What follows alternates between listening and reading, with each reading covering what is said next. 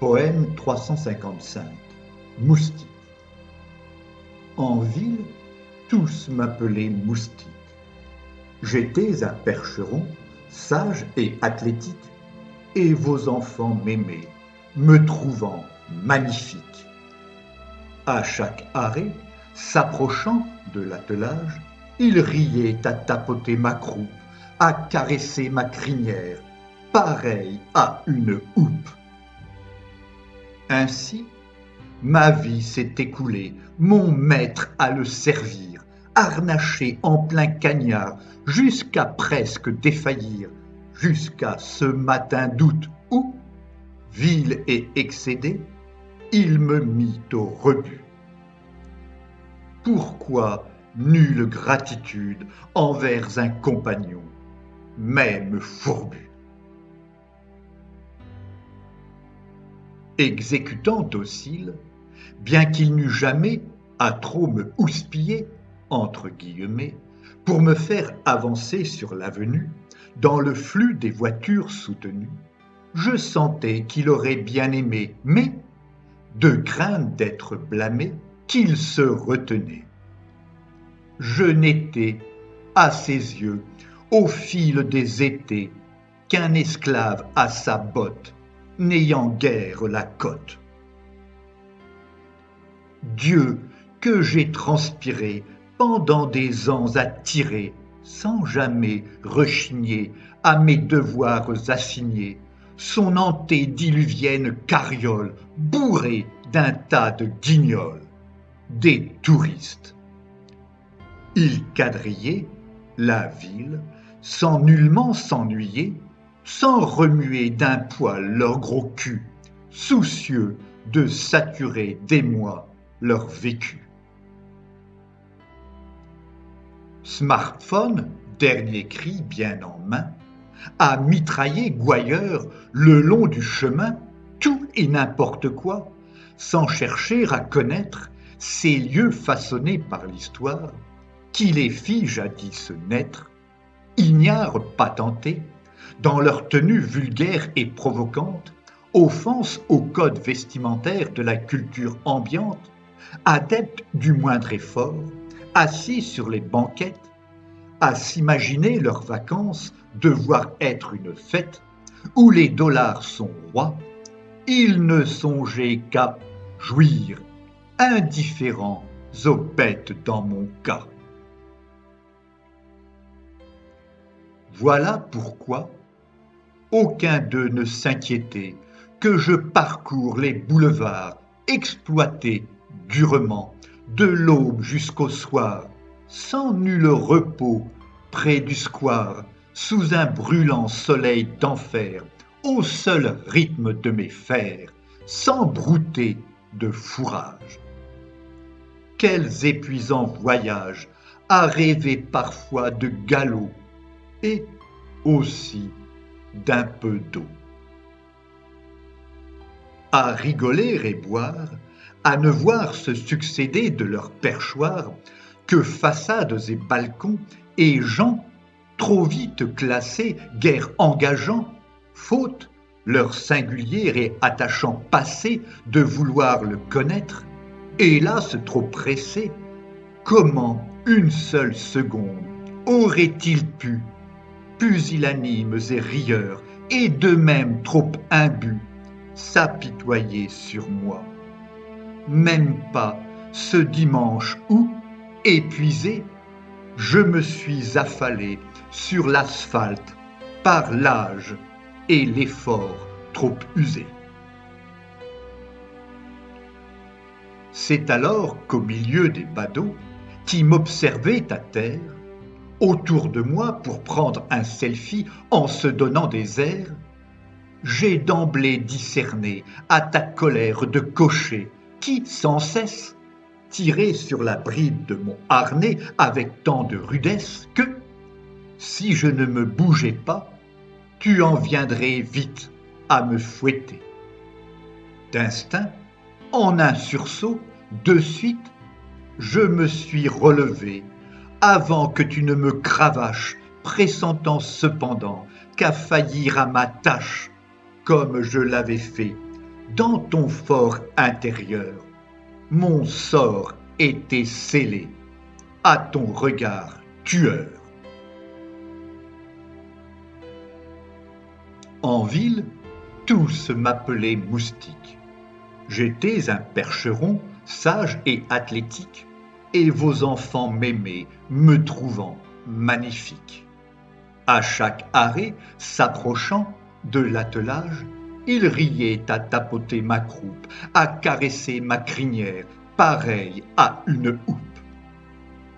Ainsi, ma vie s'est écoulée, mon maître à le servir, harnaché en plein cagnard, jusqu'à presque défaillir, jusqu'à ce matin d'août où, vil et excédé, il me mit au rebut.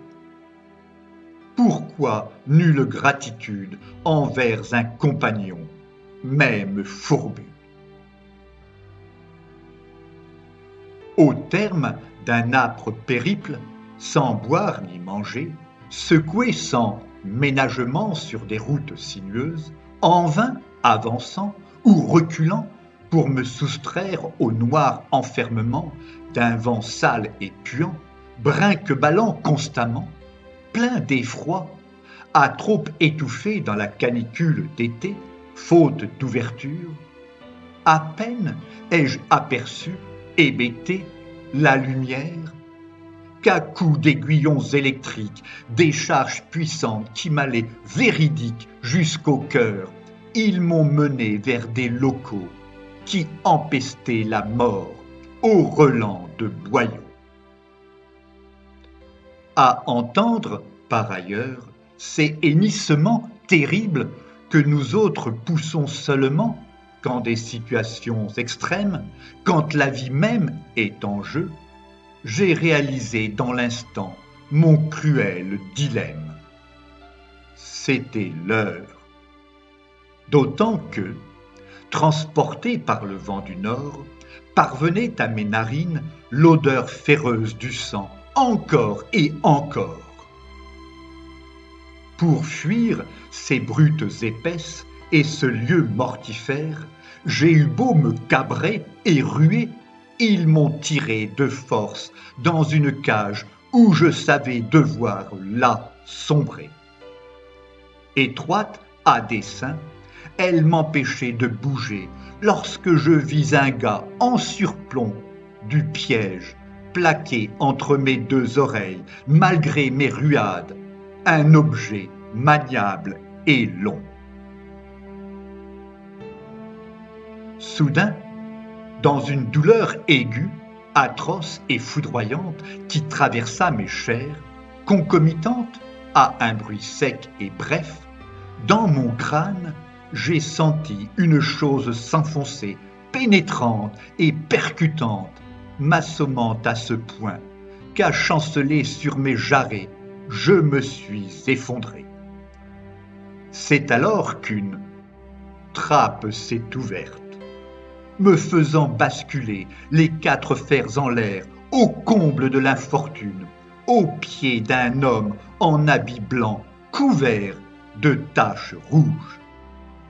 Malgré mes mouvements violents, il m'a empoigné une patte arrière pour l'attacher à une corde et brutalement m'a treuillé, hissé si haut que mon corps lourd et massif pendait, m'occasionnant des souffrances indicibles, de ma croupe au sabot, tout mon poids s'exerçant sur un unique membre.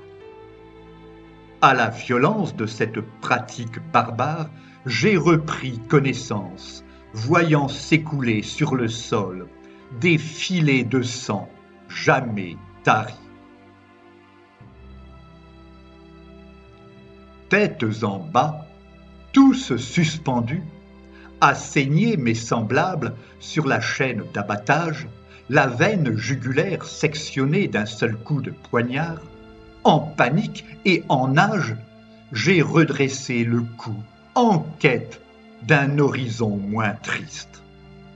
À vouloir échapper à mon fatal destin en m'agitant en tous sens, le tueur énervé a deviné impassible démon, que j'observais la scène lucide.